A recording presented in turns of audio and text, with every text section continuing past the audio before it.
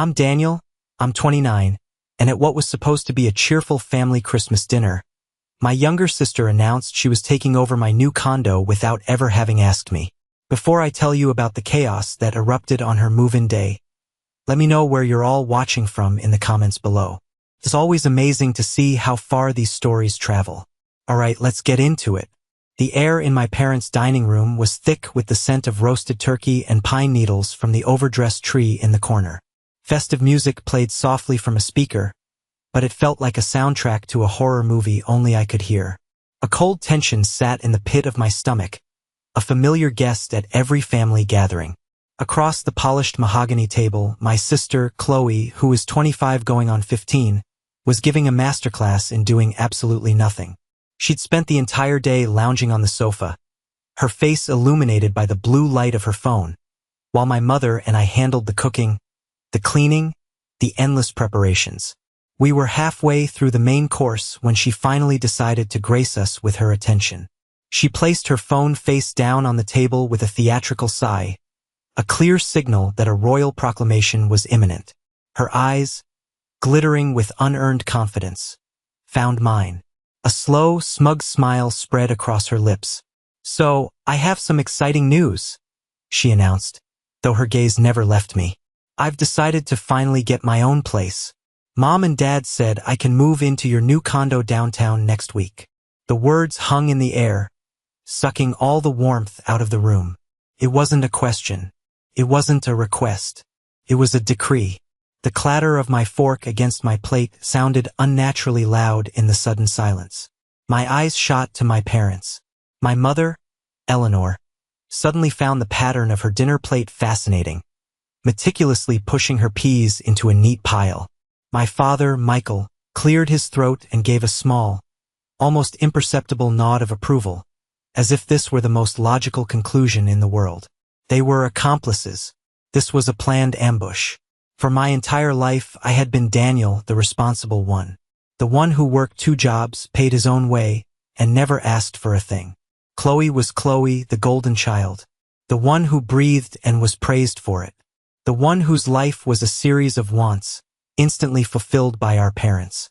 A hot surge of anger rose in my throat. A dozen furious retorts fought to get out. I could flip the table. I could scream until I was hoarse. I could list every single injustice, every blatant act of favoritism from the last 20 years. But then I looked at their faces. Chloe's smug entitlement, my mother's willful ignorance, my father's quiet authority. They were waiting for me to explode. They were ready for it. An outburst would prove their point, that I was difficult, ungrateful, selfish. In that split second, a different path opened up. I wasn't going to give them the satisfaction of a fight. I wouldn't play my assigned role in their little drama. I calmly picked up my glass of red wine, the stem cool against my fingers. I took a slow, deliberate sip, my eyes locked on Chloe's over the rim. I let the silence stretch, watching her triumphant smile flicker with a hint of confusion. I lowered the glass, and then I smiled back, a calm, cool smile that didn't betray the raging storm inside me. "Wow, Chloe, that's great news," I said, my voice perfectly even. "Thanks for letting me know in advance. Tuesday then. You should definitely move in on Tuesday." The smugness flooded back into her face, brighter than before. She'd won. So easily. My parents visibly relaxed, the tension leaving their shoulders. My mother finally met my eyes, a relieved smile on her face. "Oh, Daniel, that's so wonderful of you," she said. "It just makes perfect sense for everyone." I just nodded, spearing a piece of turkey. But inside, the gears were turning. A cold, hard, and beautifully simple plan was clicking into place. Oh yes, Tuesday was going to be a day of reckoning. A day my family would never forget. To understand the cold precision of my plan, you have to walk back with me through the landscape of my youth. It wasn't a place of overt cruelty. It was a place of quiet, persistent imbalance. A home governed by 2 completely different sets of rules. My set of rules was titled Building Character. Chloe's was titled Whatever Makes You Happy, Sweetheart. My character building began at 16, bagging groceries at a supermarket that always smelled faintly of sour milk. Every weekend, every school holiday, I was there. The fluorescent lights, the endless beep of the scanners, the ache in my lower back. That was the soundtrack to my teenage years. The money I earned wasn't for concert tickets or new sneakers. It was meticulously saved for a car. My car, when I finally got it, was a 15-year-old Toyota with more rust than paint, a rattling exhaust, and a driver's side door that you had to slam just right to get it to close. But it was mine. I had earned it. I remember the day Chloe turned 16, a year after me. I came home from a grueling shift, my uniform smelling of rotisserie chicken, to find a brand new, metallic blue convertible in the driveway. A ridiculously large red bow was stuck to the windshield. My father had his arm around Chloe, beaming. "Just a little something to get her started on the right foot," he announced. Chloe, who had never worked a day in her life, squealed, snatched the keys, and roared down the street with a car full of friends. No thank you, no acknowledgement. Just the squeal of tires on asphalt. I stood there, watching the taillights disappear, the smell of chicken grease clinging to me, and I understood with chilling clarity. We were not equals. We were not even in the same universe. The disparity only grew wider. When I started community college, my life became a brutal marathon. Classes from 8 a.m. to 2 p.m., then a quick change in a gas station bathroom into my porter uniform for my 3 p.m. to 11 p.m. shift at a downtown hotel. I'd get home close to midnight, study until my eyes burned, and then do it all over again. I asked for help once. One time, my financial aid was delayed, and I was short about $300 for my textbooks. I swallowed my pride and asked my dad if he could lend me the money. He sat me down at the kitchen table for a long paternal lecture on budgeting and the importance of living within your means. "Son, the world is a tough place," he said, his voice full of phony wisdom. "Learning to solve your own problems is the greatest gift we can give you. You're a resourceful young man, Daniel. You'll figure it out." I did figure it out. I ate nothing but instant ramen and peanut butter sandwiches for a month and found pirated PDF versions of my textbooks online. 2 weeks later, I walked into the kitchen to find my mom on the phone with the credit card company. Chloe had maxed out her card again on a spontaneous shopping trip. It was over $1,000. I heard my mom sigh, a sigh of mild annoyance, not anger, and read the new card number over the phone to authorize the payment. For Chloe, there was no lecture. There was just a quiet bailout. Her problems were solved for her. She eventually enrolled in a prestigious 4-year university, the kind of place I used to look at brochures of like they were fantasy novels. My parents proudly paid for her tuition, her dorm, her meal plan, her sorority dues. She lasted a single semester. The reason for her dropping out? The workload was toxic for her mental health, and the professors were unreasonable. She came home not to a lecture, but to a welcome home party. The poor thing just needs to de-stress. My mom would tell anyone who asked. At 19, I couldn't take it anymore. I moved out. I found a tiny studio apartment that was probably a converted closet. It smelled permanently of damp and the curry from the restaurant downstairs. But it was my sanctuary. It was the first place where I wasn't the before and after picture of responsibility. It was the start of a life built far away from their skewed scales of justice. The air in that tiny apartment was the first truly free air I had ever breathed. Every dollar I earned, every hour of overtime I worked, now went directly into building my own life, not into propping up the fragile illusion of our happy family. I doubled down at the hotel. I took every extra shift, volunteered for every difficult task. I learned the reservation system inside and out. I learned how to de-escalate angry guests. I learned how to manage inventory. I made myself indispensable. My social life was non-existent. While people my age were out at bars or on dates, I was studying for online hospitality management certifications, my tiny apartment lit by the glow of my laptop screen. My diet was abysmal, but my savings account grew with a slow, steady pulse. It became my obsession. Every deposit was a brick in the wall I was building between my present and my past. At 24, I did it. I bought a house. It wasn't a mansion. It was a small, modest, two-bedroom bungalow in a quiet, working-class neighborhood. But the foundation was solid, the roof was new, and it was mine. I remember the day of the closing. I sat in the sterile office of the title company, my realtor beside me, and signed a mountain of paperwork. My hand was shaking, not from fear, but from the sheer weight of the moment. This was real. This was mine. I had invited my parents, of course. I had called them a week before, my voice crackling with an excitement I couldn't contain. "Oh, that's wonderful, dear," my mom had said, her voice sounding distracted. "But the closing is on a Thursday? That's your father's golf league day. We just can't make it. Not, we'll try to move things around. Not, we're so sorry we'll miss it." Just a flat, simple statement. Golf was more important.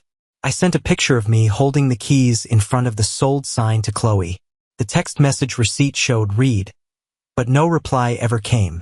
Sitting in my empty new living room that first night, the smell of old wood and fresh paint filling the air, the hurt was a sharp, physical ache. But underneath the hurt, something else was growing. A cold, hard clarity. I had been seeking their approval my whole life, like a plant twisting towards a sun that was never going to shine on it. I finally understood. I didn't need their light. I could grow on my own. That realization was a turning point. It severed the last emotional cord. My ambition was no longer about proving them wrong. It was about proving myself right.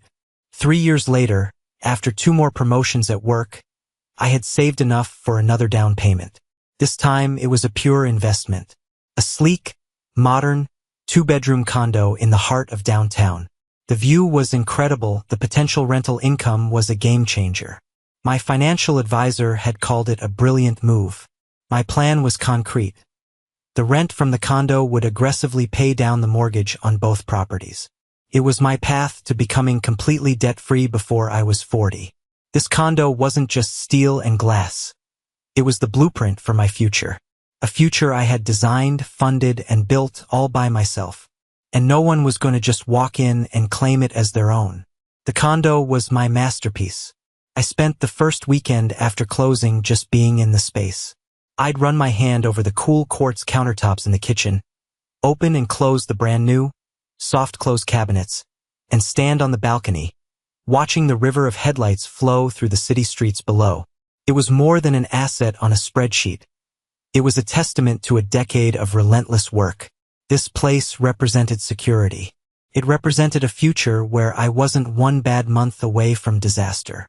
It was the tangible result of every missed party, every lonely dinner, every exhausting double shift. My plan for it was methodical.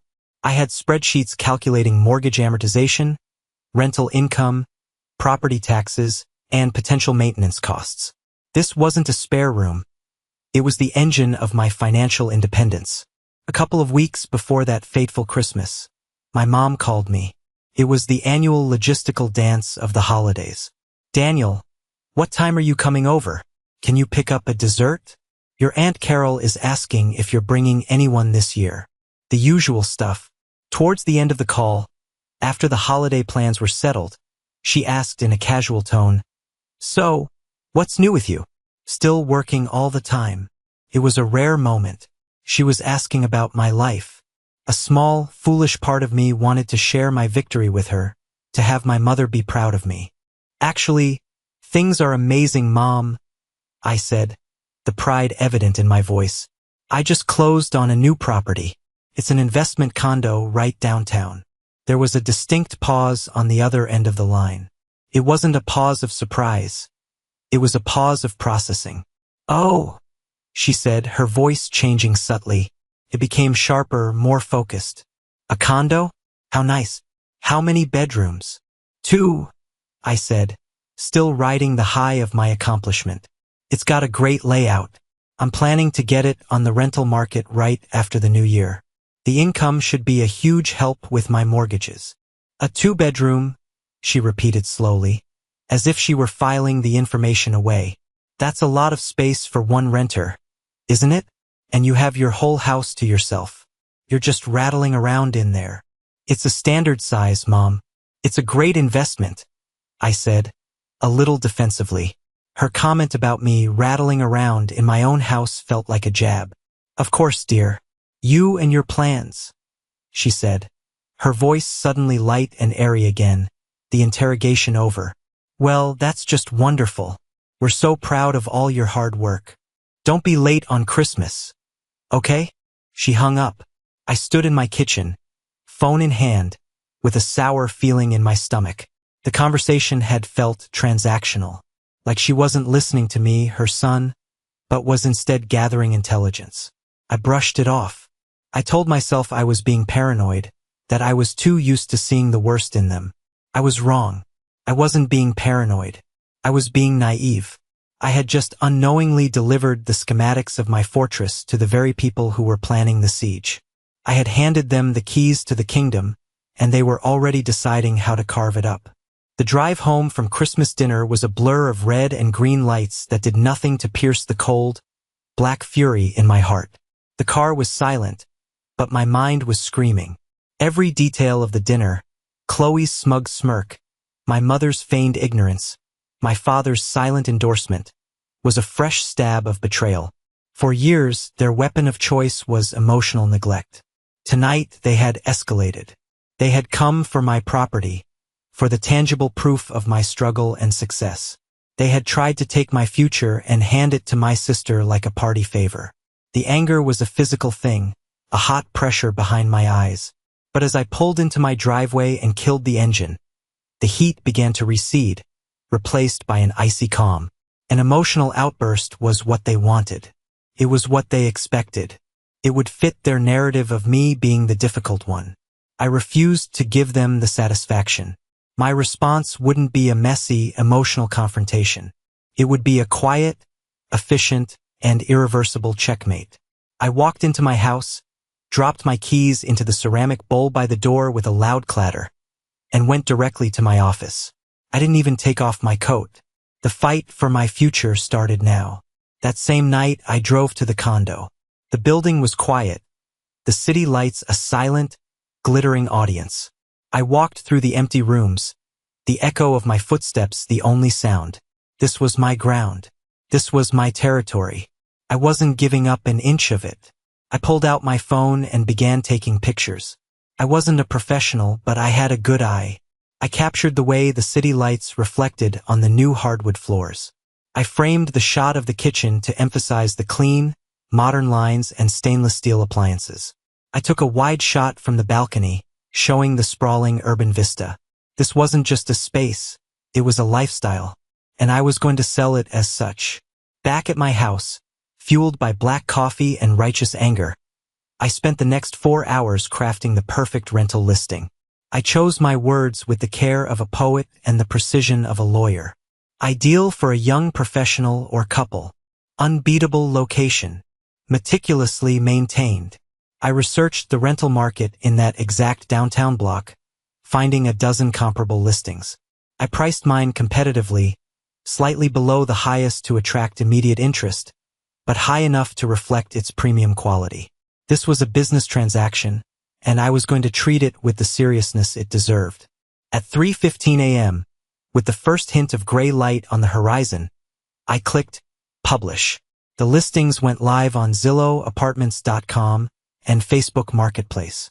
I finally leaned back in my chair, the exhaustion hitting me like a physical blow. The trap was set. The bait was out. Now, I just had to wait for the right person to come along. I got maybe 3 hours of broken sleep before my phone started vibrating on the nightstand.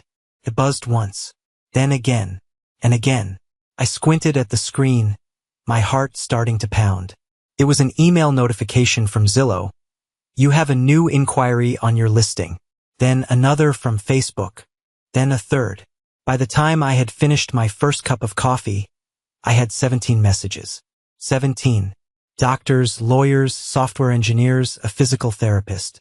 All of them qualified, all of them serious. A slow, grim smile spread across my face. My family thought they were playing checkers. I was playing chess, and I was already 3 moves ahead. The next few days became a masterclass in efficiency. I used my lunch breaks to field calls and respond to emails. In the evenings, I held back-to-back viewings of the condo. It was exhausting, but it was also exhilarating. I was in complete control.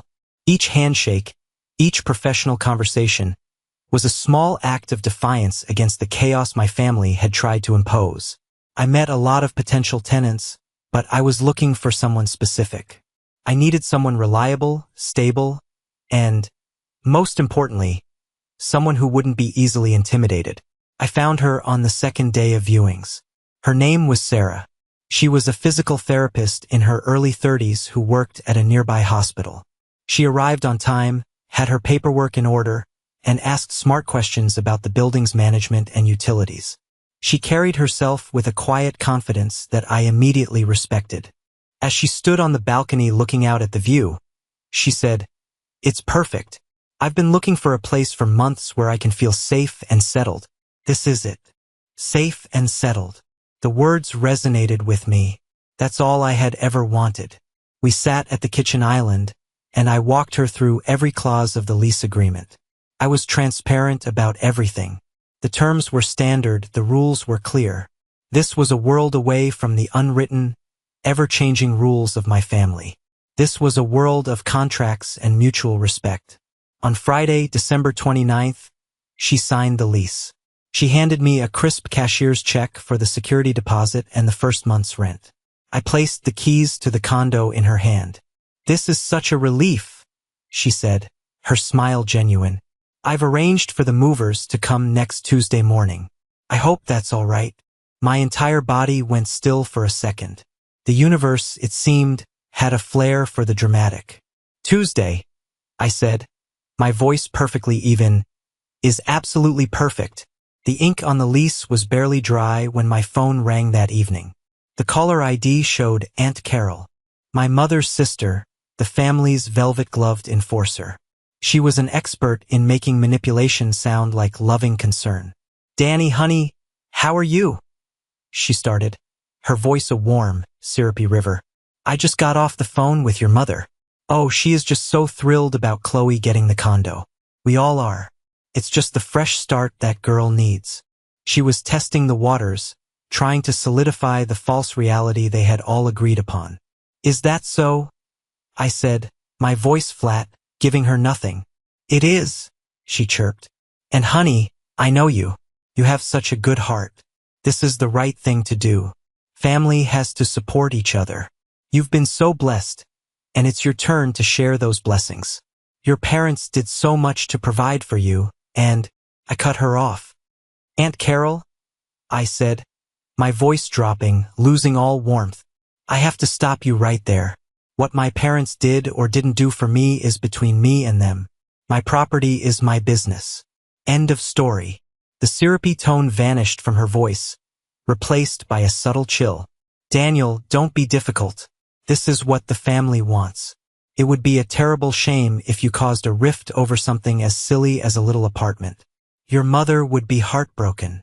There it was. The threat, wrapped in a pretty bow of emotional blackmail. It was a warning shot. Fall in line or we will make you an outcast. For years, that threat had kept me in my place. But hearing it now, after everything, it had the opposite effect. It was like pouring gasoline on a fire. "I have to go, Aunt Carol," I said, my voice as cold as ice. "Thank you for your concern." I hung up before she could utter another manipulative syllable. The lines weren't just drawn. They were carved in stone, and I was standing firmly on my side of them. The weekend that followed was eerily silent. No calls from my parents. No texts from Chloe. It was a calculated silence, a form of psychological warfare I knew all too well. It was the quiet before the storm, the tense calm they created when they expected me to crack under the weight of their unspoken disapproval and come crawling back, ready to do their bidding. This time, however, the silence was a welcome reprieve. It gave me time to fortify my defenses. It gave me space to breathe. On Monday afternoon, my phone lit up with a text from Chloe. It was a photo of a large, garishly pink sectional sofa, the kind that costs a fortune and has zero taste. The text underneath read, "Just bought this for the living room. It's gonna look so fab. Movers are coming tomorrow at 2 p.m. to get my stuff. We're still good for that, right? Can't wait." I stared at the picture, a mix of disgust and disbelief washing over me. She had actually gone out and bought thousands of dollars worth of furniture, likely with my parents' money, for a home she had never set foot in, a home she had no legal right to, based on a conversation where I had said exactly 7 words. The level of delusion was staggering. The sheer, unadulterated entitlement was a wonder to behold. My fingers hovered over the keyboard. I could have ended it right there with a single text. But that wasn't the plan. The lesson needed to be public. It needed to have an audience. It needed to be unforgettable. I typed back a single, carefully chosen word. Yep. I hit send. Let her spend the rest of the day in her fantasy world. Let her pack her boxes.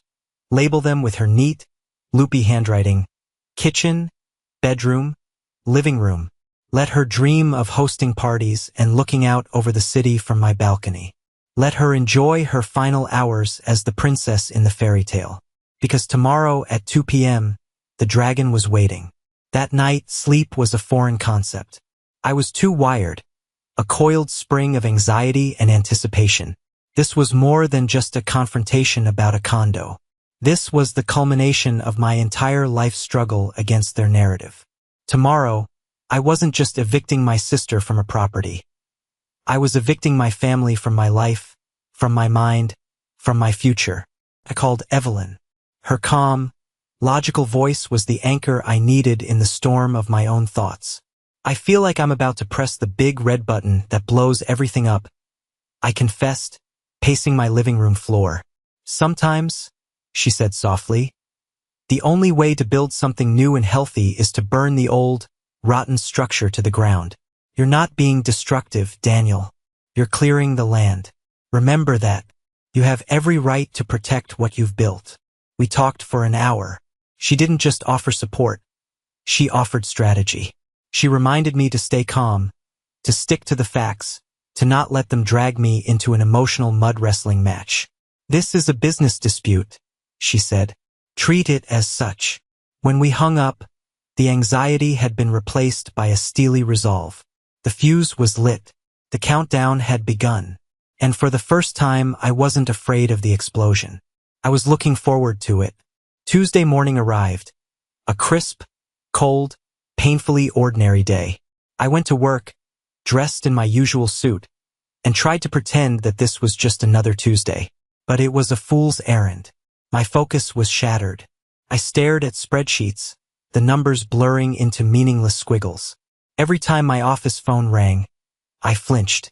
My cell phone sat on my desk like an unexploded bomb, silent and menacing. The morning crawled by at a glacial pace. At 11:03 a.m., a text message came through. It was from Sarah. A picture of a large moving van parked in the loading zone of the condo building. The caption read, "The movers are here and getting started. This is really happening. So excited." Smiley face. I felt a surge of adrenaline. The first piece was in place. I texted back, "That's fantastic news, Sarah. Welcome home. Please don't hesitate to reach out if you run into any issues at all." Check. The rightful queen was in the castle. The drawbridge was up. The next 3 hours were pure torture. I tried to immerse myself in drafting a quarterly report, but my mind was elsewhere. It was in a downtown condo lobby, imagining the scene that was about to unfold. I pictured Chloe arriving, her car loaded with boxes, a triumphant smile on her face. I pictured her trying the key she didn't have, buzzing the apartment that wasn't hers. At 1:58 p.m., exactly as I had predicted, my phone lit up. The screen displayed a single, dreaded word, Mom. I let it ring. Once, twice, a third time. I needed to be in control. I took a deep, centering breath, let it out slowly, and pressed the green icon. "Hello," I said, my voice a mask of calm professionalism. "Daniel." The sound that came through the speaker was not a word. It was a shriek, a high-pitched, frantic burst of pure outrage. "What is going on? Chloe is down here at the condo, and it's a madhouse. There's a moving truck. There are men carrying a sofa into the elevator. Whose things are these? What is happening?" I leaned back in my chair, the leather creaking softly. The moment had arrived. That would be my tenant, Mom, I said, my voice cool and even. That would be her sofa. The silence on the other end was so complete I thought the call had dropped. I could picture her perfectly. Standing on the sidewalk, her phone clutched in her hand, her face a mask of utter disbelief. Your tenant? She finally sputtered, the word tasting like poison in her mouth. What are you talking about? You can't have a tenant. Chloe is moving in today. We had an agreement. You said she could. No, Mom. I corrected her gently, savoring each word. Let's be precise. You said she could. Chloe said she would. All I said was that Tuesday was a good day for her to move in. And it was. It was the perfect day for my new tenant to move in. This is a joke. This has to be some kind of sick joke, she stammered. I could hear Chloe start to wail in the background. A loud, theatrical sob. There's a woman here. Sarah. She says her name is, and she's telling Chloe she has a signed lease.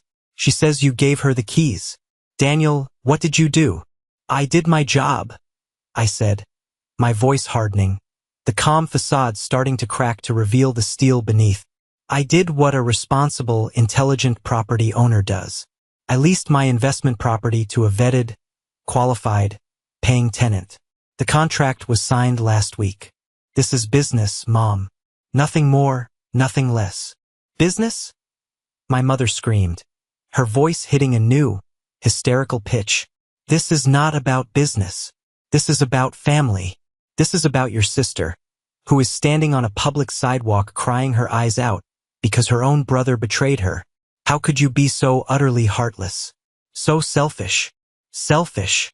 I shot back, the word acting like a lit match on my own simmering anger. You want to talk about selfish? Is it selfish to protect an asset I worked for a decade to acquire? Is it selfish to refuse to hand over $250,000 property for free to someone who has never worked a day in her life? No, Mom. That isn't selfish. That's called financial solvency. Maybe you and Dad should look it up sometime. Suddenly, there was a muffled sound, and a new voice, deeper and more furious, came on the line. My father. Daniel. You stop this nonsense right now, he commanded. His voice a low growl that had always been able to make me flinch. I don't know what kind of sick game you're playing, but it ends now. You will call this tenant of yours, you will tell her there has been a terrible misunderstanding, and you will cancel that lease. I don't care what it takes. Offer her money, whatever. Your sister is moving into that apartment today. That is final. The sheer arrogance of the command was breathtaking. He wasn't asking. He wasn't negotiating. He was issuing a royal decree, fully expecting his word to be law. The old me would have stammered, apologized, and folded. The new me was born in that moment. No, I said. The word was quiet, but it was absolute. It was a brick wall. What did you just say to me? He asked, his voice laced with disbelief. I said no. I repeated louder this time. I will not be canceling a legally binding contract. I will not be kicking out my tenant. And under no circumstances will Chloe ever live in my property. That is my final word. You ungrateful little brat, he roared, his composure finally shattering. After everything we've done for you, we put a roof over your head. We put food on your table. We gave you an education. I laughed. It wasn't a happy sound. It was a raw, bitter, ugly laugh that came from a place of deep, old pain. You want to go there? Really? Let's talk about it. The roof over my head stopped being yours when I was 19 and moved into a glorified closet. The food on my table has been paid for by my own paychecks since I was 16. And my education? I put myself through community college working as a night porter while you paid for Chloe to attend a university she dropped out of because it was too stressful. So don't you dare pull the what we've done for you card. The truth is, you've done nothing for me, and you've done everything for her. This has never been about family. It's been about propping up your perfect little princess at my expense. And I am done paying for it. The silence on the other end was thick with shock. I had taken 20 years of unspoken truths and thrown them at him like a grenade. You have forgotten your place, Daniel? He finally said, his voice dangerously low. You will regret this. The only thing I regret, I said, my voice shaking with the force of my own conviction, is that I didn't do this 10 years ago. I ended the call. I sat at my desk, my body trembling with adrenaline. My phone immediately began to buzz incessantly. A text from Mom. A missed call from Chloe. Another from Mom. A text from Chloe. I silenced the phone, shoving it to the corner of my desk. I needed to breathe. I knew this wasn't the end. They wouldn't accept defeat so easily. My father's final venomous words, "You will regret this," echoed in my mind. He would call back. He would try to reassert his authority. And I would be ready for him. A minute later, as if on cue, my phone rang again. Dad. I took a long, slow breath, letting the air fill my lungs, and answered, putting the call on speakerphone for the final act. We are not finished, he said, his voice a low, controlled growl. You seem to have a very skewed perception of your childhood. Your mother and I provided a good home for you. We were always fair. We even had a college fund set aside for you, but you were too proud and stubborn to ever ask for it properly. It was the lie that broke me, the single most audacious, provably false statement he could have possibly made. A college fund. The sheer nerve of it was almost impressive. It was in that moment that I realized he wasn't just a misguided father.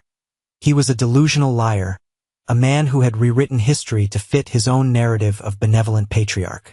A college fund? I asked, my voice dangerously quiet. Dad, are you actually, right now, trying to gaslight me about the existence of a college fund? It's the truth, he insisted, his voice rising. We always treated you and your sister equally. Equally? I repeated, the word tasting like ash in my mouth. Okay. I turned to my computer, my fingers moving with a purpose I hadn't felt in years.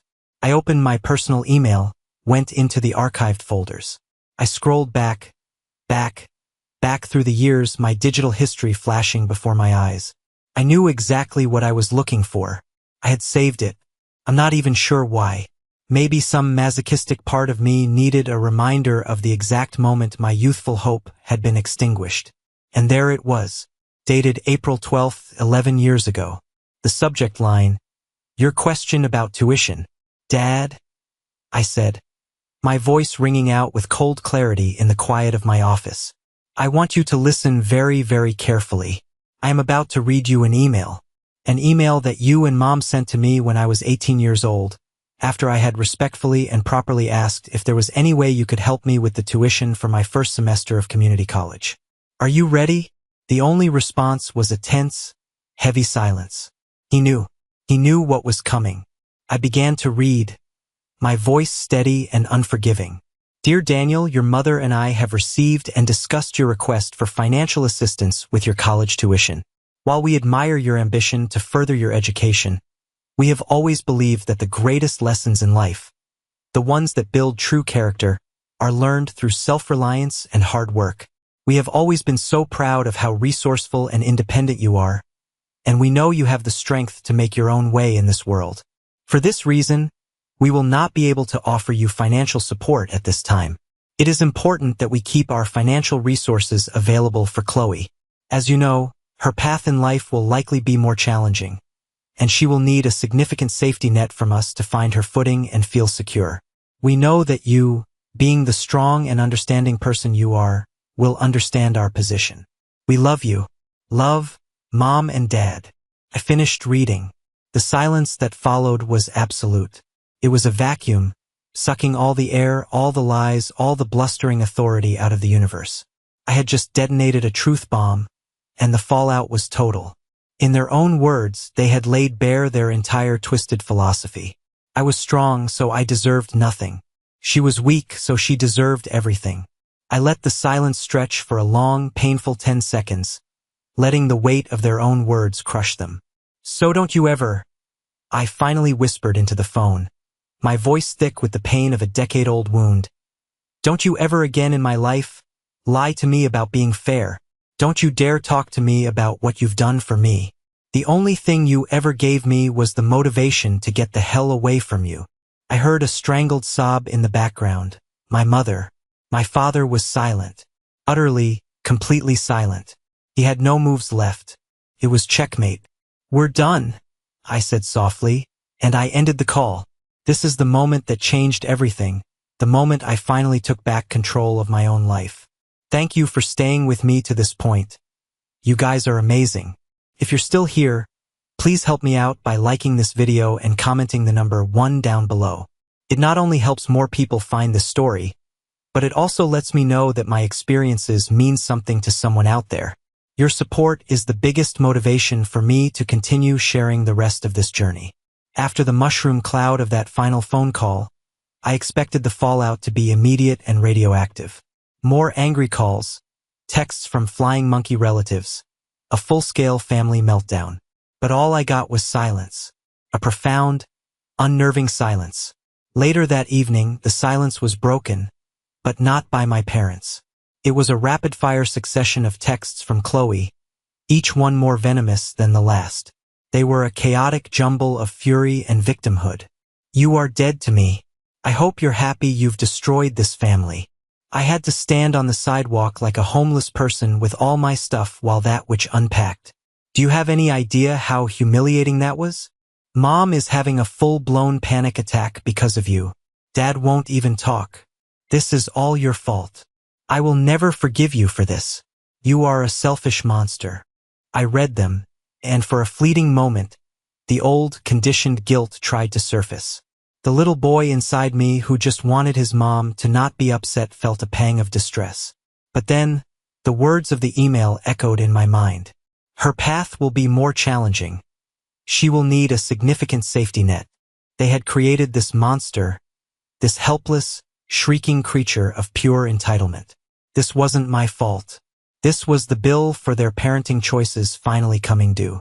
With a steady hand, I opened my contacts. I found Chloe.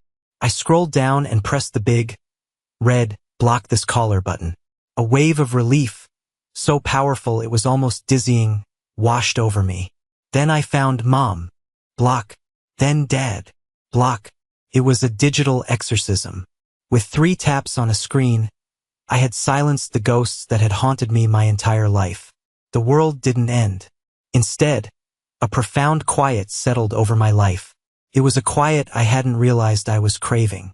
It was the absence of expectation, the absence of judgment, the absence of their endless, draining drama. It was peace. On my way home from work, I did something I hadn't planned. I stopped at a nice grocery store, the kind I could afford now, and bought a good bottle of champagne and a simple welcome home card. I drove to the condo. I buzzed Sarah's apartment. Her voice came through the intercom, wary. Hello. Hi, Sarah. It's Daniel, your landlord, I said. I promise I'm not here about a problem. I just wanted to drop off a small housewarming gift. She opened the door, a look of relief on her face. The apartment behind her was filled with boxes, but a rug was down, and a lamp cast a warm glow. It was already starting to look like a home. I am so incredibly sorry for the scene you had to witness earlier, I said, handing her the bottle and the card. That was a personal family matter that you should never have been dragged into. I promise it won't happen again. She gave me a kind, understanding smile.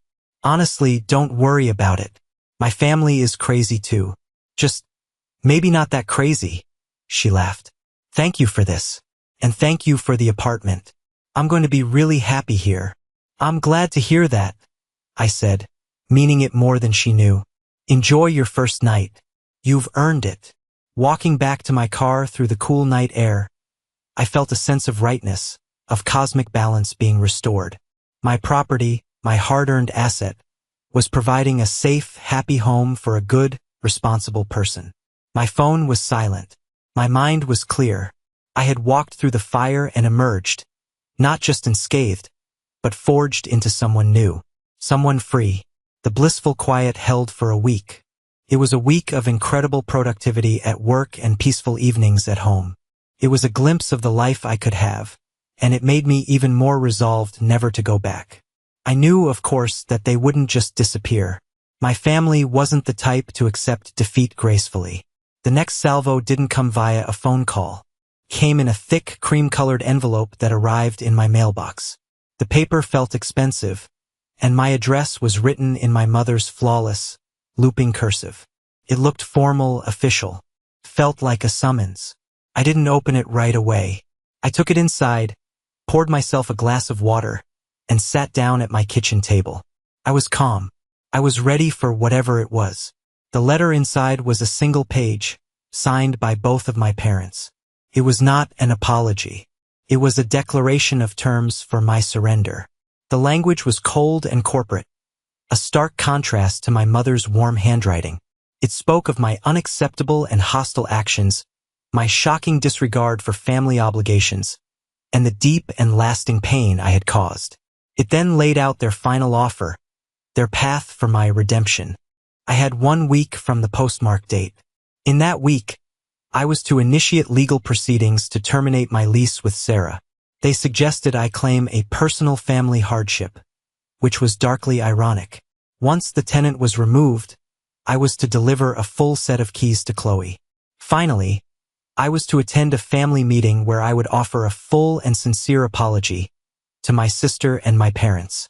If I followed these steps, they would be prepared to begin the difficult process of rebuilding trust.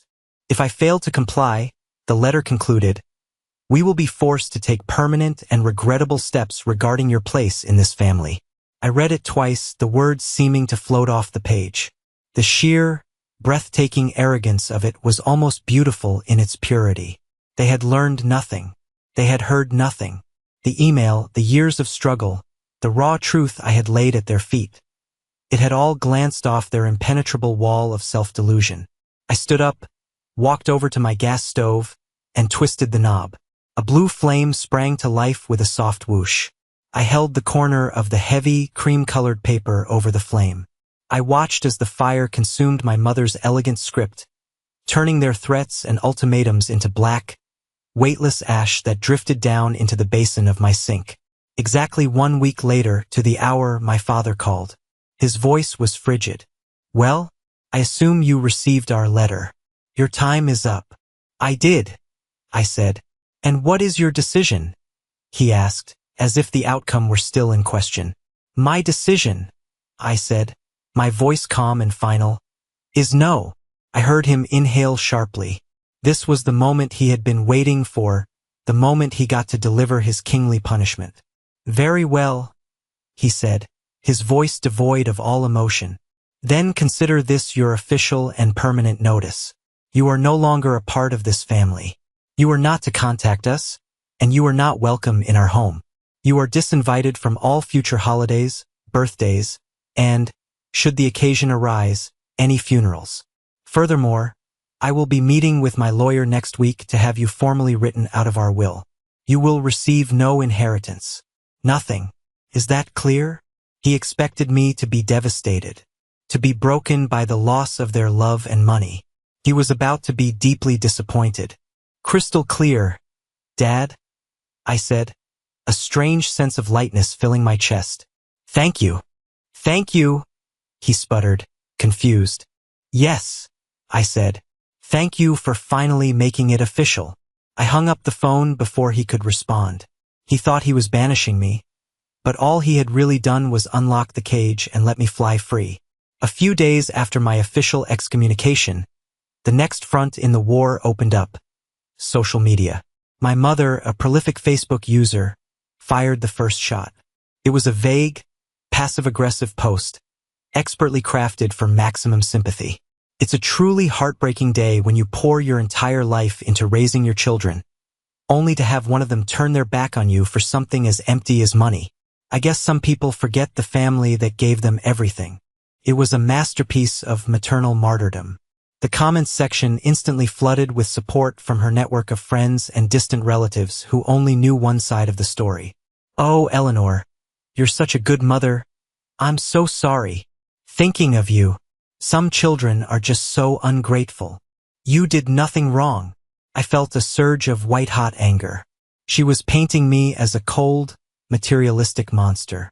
She was controlling the narrative, casting herself as the victim. I wouldn't let it stand. I wouldn't let her lie win. As I was stewing, my phone rang. It was my cousin Leo, Aunt Carol's son. He was a good kid, one of the few relatives I felt any real connection with. "Hey, Daniel," he said, his voice low and hesitant. I saw my Aunt Eleanor's Facebook post. It's messed up, man. It's not the truth at all." "That's the understatement of the year," I said bitterly. "Listen," he said, and his voice dropped even lower, taking on a conspiratorial tone. "There's something else. Something I should have told you a long, long time ago, but I was scared." I sat up straighter. "What is it, Leo?" He took a deep breath. "Do you remember back in college, when you were a finalist for that huge management internship with the Hyatt Group? The one that would have paid for your last year of school and practically guaranteed you a job." My blood ran cold. "Yeah, I remember. I was devastated when I didn't get it. I never even heard back after the final interview. I just assumed they chose someone else." "They didn't," Leo said, his voice cracking with a decade of guilt. "They chose you, Daniel. I was at your parents' house when the acceptance packet came in the mail. It was a big, thick envelope. Chloe got the mail that day before you got home from work. I saw her. We were in the kitchen and she opened it. She read the acceptance letter and then she systematically tore the entire packet into tiny little pieces and buried it at the bottom of the kitchen trash. She saw me watching and told me if I ever said a word, she would tell your parents I was the one who broke that expensive antique vase they loved so much. I was 15, man. I was a coward. I'm so sorry." The world seemed to tilt on its axis. The phone felt heavy, cold in my hand. That internship.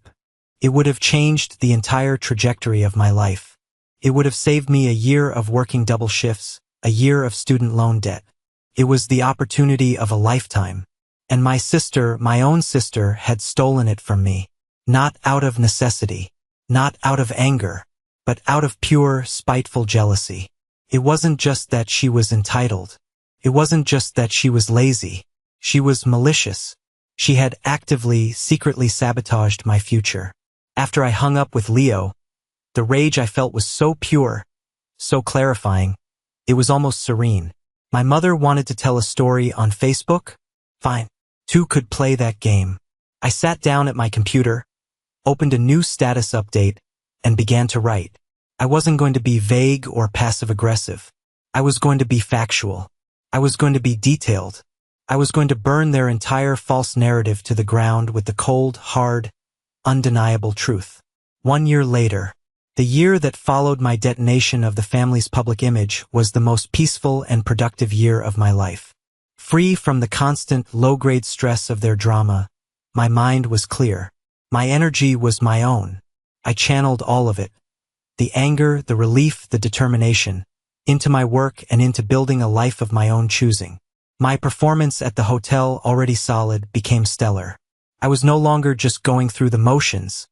I was innovating. I streamlined processes, improved staff morale, and boosted our guest satisfaction scores to record highs. And people noticed. Not my family, of course, but the people who mattered in my professional life. A rival luxury hotel group, a bigger and more prestigious company, poached me. They didn't just offer me a job. They offered me a career-defining opportunity. The position was general manager of their new flagship hotel, set to open in the spring. The promotion came with a leadership role, a team to build, and a salary that was nearly double what I had been making.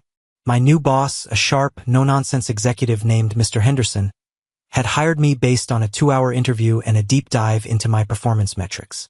He didn't care who my parents were or where I came from. He cared about results. It was the purest form of validation I had ever known. My life with Evelyn blossomed. We moved from my little starter house into a beautiful modern home in a neighborhood with lots of trees and good schools. Our home was a place of laughter, equal partnership, and quiet, comfortable evenings. It was a sanctuary, the absolute antithesis of the house I grew up in. She was my rock, my sounding board, and my biggest cheerleader. She showed me what a healthy, supportive partnership looked like, and it was more wonderful than I had ever imagined. One sunny afternoon, another one of those cream-colored envelopes appeared in my mailbox. I recognized my father's handwriting on the front. A year ago, this would have sent a jolt of anxiety through me. Now I just felt a weary curiosity. I opened it in the kitchen while Evelyn made coffee. The letter was rambling and full of melancholy. He talked about how quiet the holidays were now, how many relatives had called them after my Facebook post went nuclear within our extended family. My post, in which I had laid out the entire timeline of financial disparity, the story of the stolen internship, and included a crisp, clear screenshot of the infamous college fund email, had been a social atom bomb. My parents, who had built their identities around the appearance of a perfect family, had seen that image shattered. They had been exposed and they had been judged. The letter was mostly a lament for his own tarnished reputation, but it ended with a clumsy attempt at an olive branch. "I've had a lot of time to think," he wrote, "and I've come to realize that, from your perspective, some of our decisions could have made you feel that our treatment of you and Chloe was not entirely fair. For any pain this perception may have caused you, we are sorry." I read that last sentence out loud to Evelyn. She winced. "The classic non-apology apology," she said, shaking her head. "We're sorry you feel that way." She was right. He wasn't apologizing for his actions. He was apologizing for my feelings about his actions. It was a subtle but crucial distinction. He was still shirking responsibility, still framing the problem as my perception, rather than his reality. It was a weak, self-serving gesture from a man who had lost a war and was trying to negotiate a more favorable peace treaty. I folded the letter and put it in a drawer with other miscellaneous papers. It didn't anger me. It didn't sadden me. It simply confirmed what I already knew. They were incapable of true change.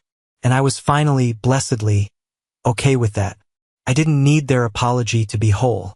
I had already built my own wholeness, piece by hard-earned piece. A few weeks after my father's letter, the phone rang. It was my mother.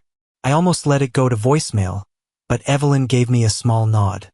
"You're in control now," she whispered. "You can hang up whenever you want." I answered. Her voice was small, tentative. All the fire and brimstone from a year ago was gone. She asked if I would be willing to meet them for coffee. A part of me wanted to say no, to keep the door firmly closed. But another part, the part that wanted a clean and final resolution, was curious.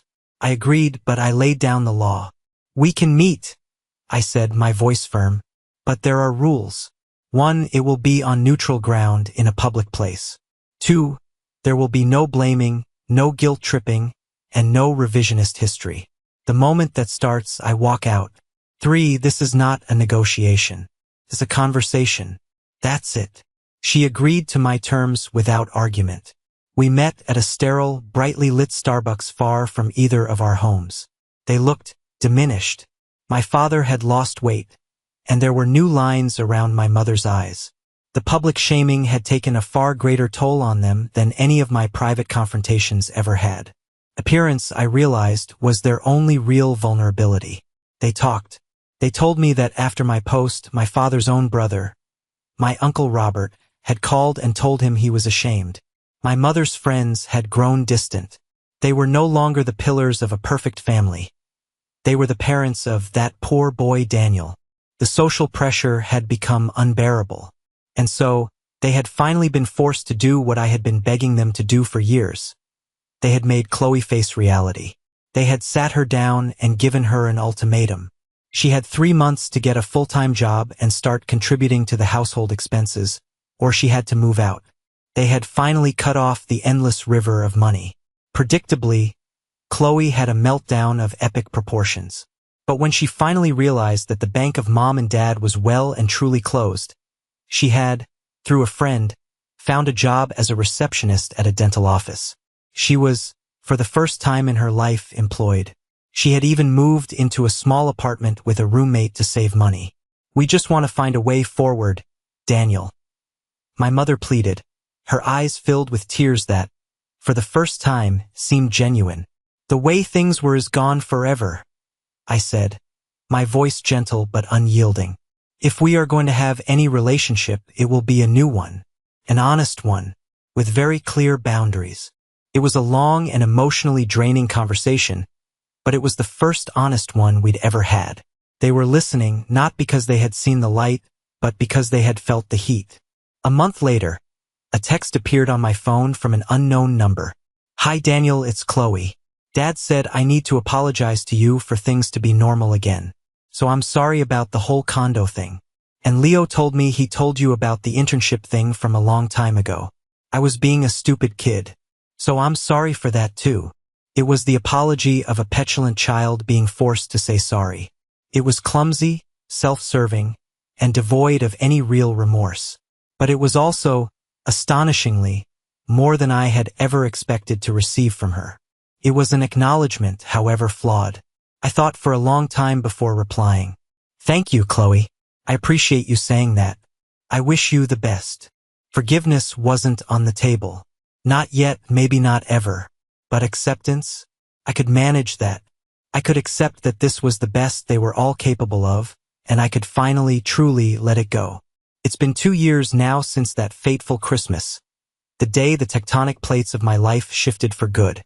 The new landscape is quiet, stable, and beautiful. My relationship with my parents exists, but it's a carefully curated one. We see each other a few times a year in public places, for short, polite meals. The old power dynamics are gone, replaced by my unassailable boundaries. They know that my presence in their life is a privilege, not a right, and they tread carefully. Chloe is still working. I hear she's even been promoted to office manager. We don't communicate, but my cousin Leo tells me she's different now. Still self-centered, but tempered by the harsh realities of rent and bills. The world has forced her to grow up in a way our parents never would have. The lesson of that Tuesday, as humiliating as it was for her, was likely the most valuable gift she ever received. And me? Life is good. In fact, life is incredible. Evelyn and I got married last spring in a small ceremony on a bluff overlooking the ocean, surrounded by a small group of close friends, our chosen family. We're talking about kids now, about building our own family on a foundation of communication, fairness, and unconditional love. The thought of a custody battle or a divorce is so foreign to our world it's laughable. We are a team. My career continues to climb. The hotel I opened is a massive success. My name is known and respected in the industry. The salary and bonuses have given me a level of financial security I once only dreamed of. I have a solid retirement plan, investments, and the freedom to make choices based on what I want, not what I need. Every now and then, when I drive through downtown, I'll pass by the condo building. I always smile. Sarah is still my tenant, and she's a great one. That building isn't just an investment property anymore. It's a landmark in my own personal history. It's the place where I stopped being a victim of my family's story and became the author of my own. I've learned that the family you build can be stronger than the family you were born into. I've learned that setting a boundary isn't an act of aggression. It's an act of self-preservation. And above all, I've learned that the most potent and satisfying form of revenge isn't about payback or confrontation. It's about living a life so full, so happy, and so profoundly peaceful that the people who tried to hold you down become irrelevant footnotes in your own incredible story. They wanted me to have a hard life so they could have an easy one. Instead, I built a great life, no thanks to them at all. And that, I found, is the sweetest victory. Thank you so much for listening to my story. I truly appreciate you spending this time with me. I hope this story resonated with you in some way, whether it was the family drama or the fight for independence. Have you ever been in a situation where you had to draw a hard line with the people you love? I'd be genuinely interested to hear about it. Please, share your story in the comments below, and don't forget to like and subscribe so you don't miss what I have to share next.